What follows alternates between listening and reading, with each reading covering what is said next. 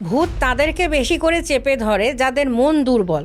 এটা কিন্তু কোনো রাশিগত ব্যাপার থাকে না। অনেকে বলে হালকা রাশি বলে ভূত ধরে নিয়েছে। যারা ভূতে ভয় পায় তাদেরকে কি বলবেন? ভূতে ভয় অনেকেই পায়, আবার অনেকেই আছে খুব সাহসী। ভূতে ভয় তখন হয় যখন নাকি তাদের মন ভীষণ দুর্বল থাকে। ভূত তাদেরকে বেশি করে চেপে ধরে যাদের মন দুর্বল। এটা কিন্তু কোনো রাশিগত ব্যাপার থাকে না। অনেকে বলে হালকা রাশি বলে ভূত ধরে নিয়েছে, কিন্তু এমনও দেখা গেছে তার রাশি একদমই হালকা না। হ্যাঁ, কিন্তু হালকা রাশি না হয়েও তাকে ভূতে ধরেছে, কারণ তার মন খুব দুর্বল। যদি মন দুর্বল থাকে তাকে কিন্তু এই ধরনের অশরীরই খুব তাড়াতাড়ি কিন্তু আয়ত্তে নিতে পারে।